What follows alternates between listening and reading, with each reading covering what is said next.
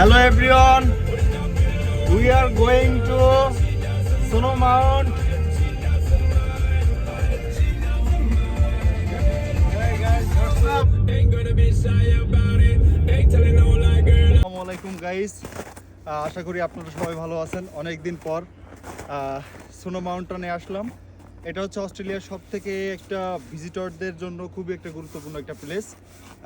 Sydney থেকে new south Wales থেকে around 700 kilometre drive. তো আমরা অ্যারাউন্ড 11:30টার দিকে রওনা দিয়েছিলাম রাত। এখন ভোর মেবি 7:30 পৌঁছায় গেছি। এখন স্নো মাউন্টেনের এক কিনারায়, যে কিনারাটা বেশি বরফ পড়ে না সেখানে আসছি। একটু পরে যেখানে অনেক বেশি বরফ পড়ে সেখানে যাব। তারপরও আমরা আপনাদেরকে দেখাবো যে কত দূর এখানে কতটুকু বরফ আপনারা আশেপাশে দেখতে পাচ্ছেন। আর সবথেকে ইম্পর্টেন্ট জিনিস, অস্ট্রেলিয়ার সবথেকে যে কটা গুরুত্বপূর্ণ ভিজিটর প্লেস আছে, নাম্বার 1 তাজমানিয়া।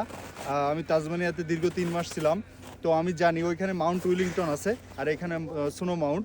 তো দেখতে পাচ্ছেন এখানে স্নো মাউন্টের প্রুফ দেখা যাচ্ছে, প্রচুর স্নো পড়ে আছে, সব স্পেসগুলোতে স্নো আর স্নো। আমরা একটু পরে অন্য একটা প্লেসে যাব, সেখানেও স্নো ভর্তি। তো ইনশাল্লাহ দেখা হবে the next place. All done, thank you so. আসসালামু আলাইকুম everyone. The second part of snow mountain. প্রথম পার্টে দেখাইছিলাম হচ্ছে স্নো মাউন্টেনের ক্ষুদ্র অংশ, যেটা হচ্ছে আপনারা দেখছেন প্রথম পার্টে, সেটা হচ্ছে ক্ষুদ্র অংশ। আর এটা হচ্ছে the best part of snow mountain. এখানে হচ্ছে প্রচুর পরিমাণ স্নো থাকে এবং this is a original snow. আর আগে যেটা আপনাদের দেখাইছি ওটা মূলত হচ্ছে ওরা তৈরি করে, আর এটা হচ্ছে একদম অরিজিনাল। দেখেন পুরো একদম খুব সফট। আর নিচের দিকে আমরা এখন আছি অ্যাপ্রক্স 100,000 মাইল উঁচুতে। Please see this side is very deep.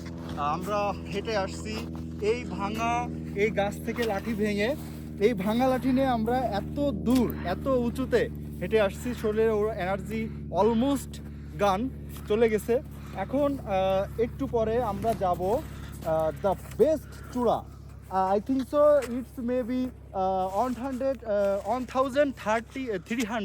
Approx 1300 mile উঁচুতে। তো আমাদের ডেস্টিনেশন ওইটা, আমরা ওইখানে যাব। তো এইটা হচ্ছে একটা 1100 মাইলের উপর একটা পার্ট। এই পার্টের উপরে আমরা এখন দাঁড়ায় আছি। এখানে আপনাদের একটা জিনিস দেখাবো, প্লিজ সি দিস সাইড।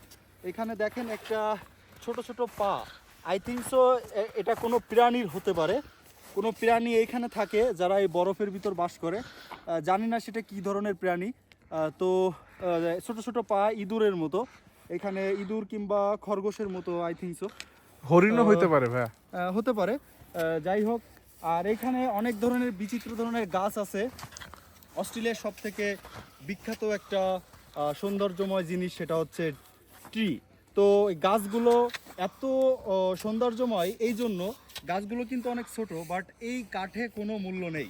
এদের যে কাঠ, অস্ট্রেলিয়ায় যে কাঠগুলো হয়, এই কাঠের কোনো মূল্য নেই। এরা বাইরের থেকে কাঠ ইম্পোর্ট করে দেন এরা বিভিন্ন আসবাবপত্র তৈরি করে। সো আমরা নেক্সট পার্টে ইনশাল্লাহ কথা বলবো। Let's go next part. Hello everyone, অবশেষে অনেক উঁচুতে উঠলাম, অনেক উঁচু চূড়া। এখন নামতেছি।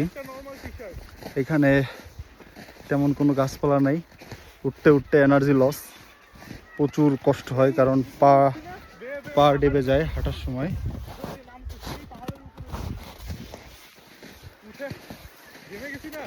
সো সবাই ভালো থাকবেন, দোয়া করবেন ইনশাল্লাহ। আল্লাহ হাফেজ।